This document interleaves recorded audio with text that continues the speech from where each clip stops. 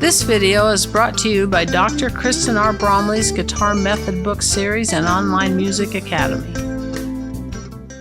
Hi, I'm Dr. Kristen Bromley. Welcome to my online academy. It sure is great having you join me here in these online lessons. This is lesson 31 in this mini course that's all about flat picking. In this lesson, we're going to continue to work with the capo. We're going to be doing that with the key of G this time. So let's go ahead and dive in. As I mentioned in the previous lesson, the key of E, which has E, A, and B7. The key of A, which has A, D, and E7, or when I say E7, it could also be E. The key of D, which has D, G, and A, or A7. And then the key of G, which has G, C, and D, or D7. And the key of C, which has C, F, and G, or G7. Those are the main major keys that we use when playing in this style on the guitar. Why? Because those are the open position keys. Those use open strings. We love open strings with this style. Now, we don't always play everything in those keys though. As we look forward to the lessons that are coming, we're going to be adding more and more melodic content, which is really where the flat picking term is sort of championed, with not so much the rhythmic playing by itself, but also those players that do a lot of melodic playing. And so as we look forward to the lessons that are coming, we're going to work on fiddle tunes. We're also going to work on improvising and inserting different types of lead lines and solos, and it's going to be great. A lot of times though, because we're using open strings, some keys work better than the others. And so we can use a capo to sort of be able to play with the same types of fingerings that we do for, say, the key of G or the key of C, which are the two most common ones for that sort of thing, how we can use those to play in other keys.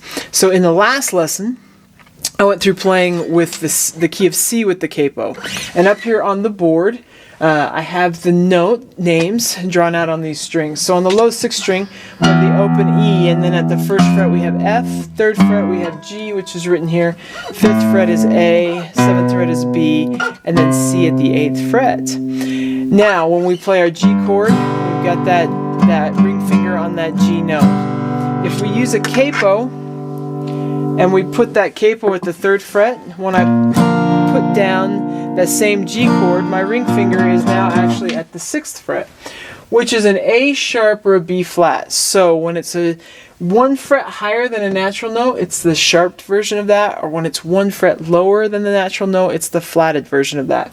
So we're going to have A sharp or B flat, and that's what we have there with our ring finger sitting on that B flat at the 6th string.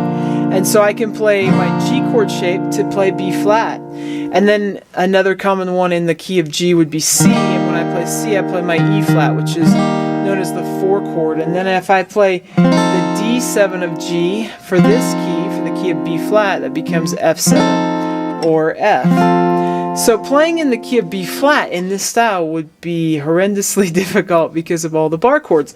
But with the capo, we can suddenly play in G.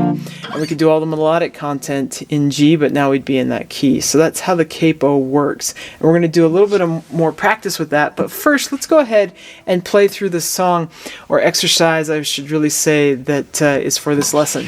Down in the description below, there's a link. You can download a free copy of the sheet music in PDF format. This is flat picking fun number 2. So we're going to have in some of these lessons flat picking fun.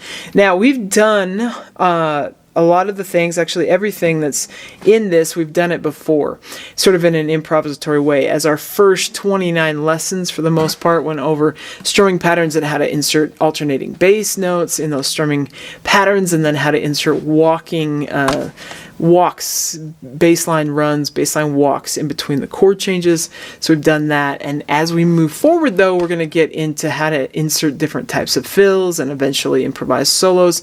So in sort of preparing for that, I'm easing us into the sheet music where we can see it written. Now, we've done a little practice with melodies before, I had the chord above the melody, and the melody was written on the tablature staff, and the other, just the standard music notation. Now the actual accompaniment part is written on the staff with the bass down, up, alternate bass down. You can just see that written there. You can read the chord symbol and just use whichever one, but while reading this, you do need to read the chord symbol to know what to strum when you get to the rhythmic notation, which is the little diagonal lines with the strumming direction written above it. So I'm playing my G chord, bass, down, up, and then I have this alternate bass, down, up, written there in that first three measures. Now what we also have in there is this hammer-on technique, where I can play the open string first and then put my middle finger down.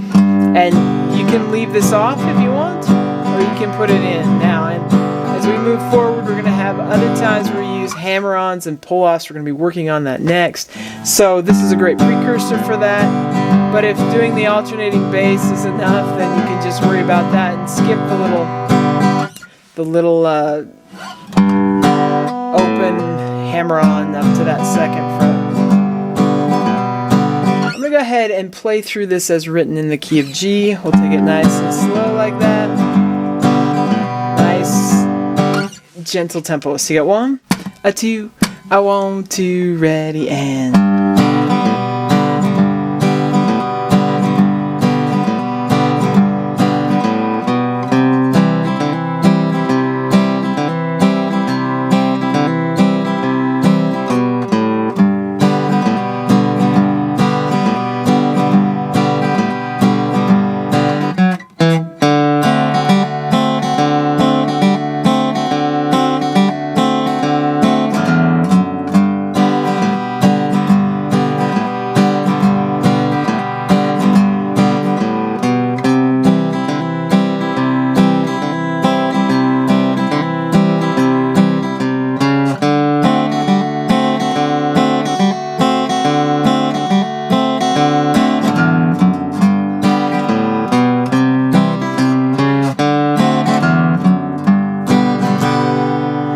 Now, everything I've done in there, we've talked about in previous lessons and how to do this sort of thing.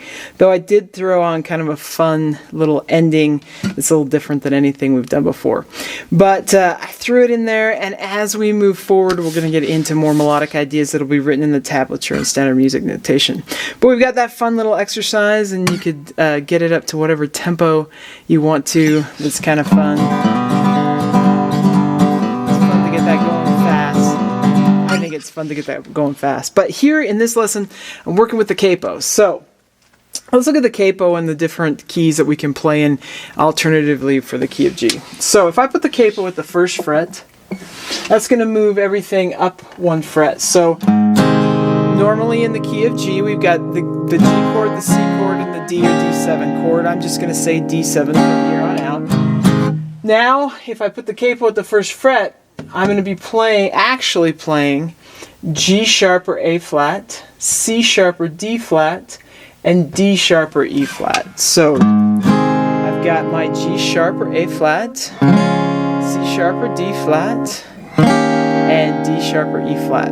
You're probably, if you're thinking through it, usually within the keys, A flat would be the key that we'd probably pick to think through it in. Or if we ran into a song that was in the key of A flat, and we didn't want to play with the bar chords in A flat, we could know that, oh, we could put the capo on and actually play with the G, C, and D or D7 chords, depending on what I was asking for. So that's what we'd be playing there if it was in the key of G. Now it's in...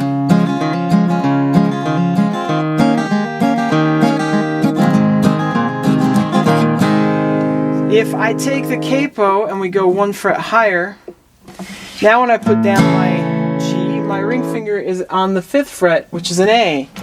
So when I play my G chord, I'm actually playing an A chord. When I play my C chord, I'm actually playing a D chord. And when I play my D7 or D chord, I'm actually playing E or E7. So I could play in the key of A with the capo at the 2nd fret. Now you might say, we already know how to play in the key of A, and that's true. But sometimes with the melodic content that we're playing, or the chords, we want a certain type of chord voicing.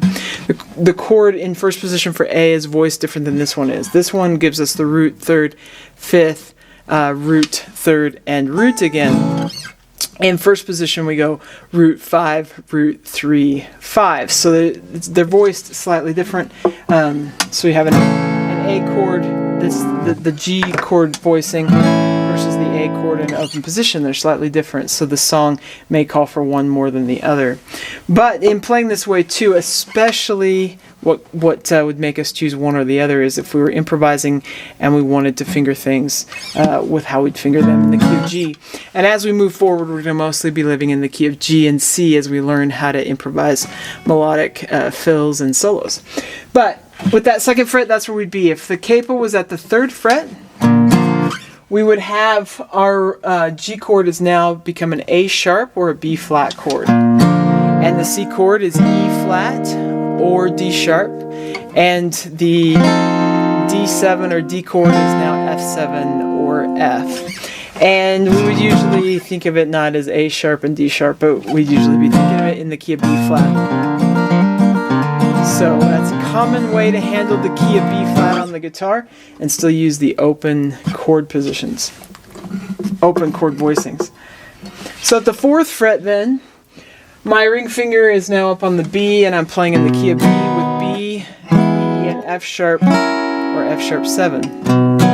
I usually don't like going higher and higher on the neck because it just makes the voicing so much higher. Occasionally we'll play with the capo as high as the 5th fret, which puts us in the key of C. Common with the key of G though is to play for that with the capo at the 3rd fret for the key of B flat, or if I'm soloing and want the key of A to have these kind of chord voicings, play there, or the key of A flat with that capo at the 1st fret. So just to practice a little bit with this, I'm going to go ahead and put the capo at the 3rd fret and play through this song. Now, like we did in the last lesson, you can still read open as open. So all I've done is shorten the length of the neck. So now the open strings are technically fret 3 at fret 3. And then the 1st fret is technically fret 4, but with our shortened neck, we're going to work fret 1, 2, 3, 4 in front of the capo when we read the music the same way. There's a little bit of a fair warning though. Sometimes when sheet music gets written, people will tab it out with the actual fret that you're on. I think it's a little bit more challenging and a little bit more confusing for the most part, especially in this kind of a setting. And so I don't tend to do it that way. I tend to just leave it as is, and that's what we're going to do here with the sheet music. So we can think in the key of G, but we're actually playing in the key of B flat. So we'll go ahead and play through this.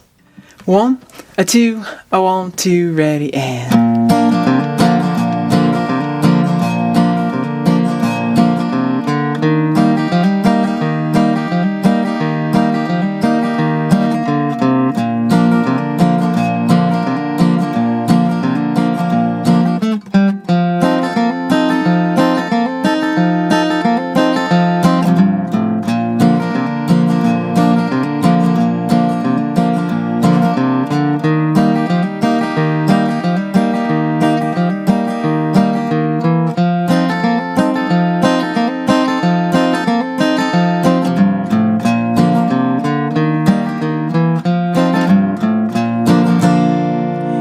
Super fun with the flat picking. So there's an explanation on the capo. There's a new fun exercise that mostly sort of uses techniques that we've already covered, but also gets us used to reading the sheet music a little bit. As we move forward in the next lesson, we're going to work more with the hammer-on technique. Got another fun little ditty, little exercise, flat picking fun thing for us to work on using and work on more with those hammer-ons. So that's going to be great. Take care. We'll see you next time. If you found this video helpful, please hit the like button and subscribe to the channel. For more in-depth lessons and to progress through a free guitar course, check out my Guitar 101 series on YouTube and my guitar method books, which all come with access to hours of in-depth video lessons. You can find more information about me and my products at KristenBromley.com. Take care.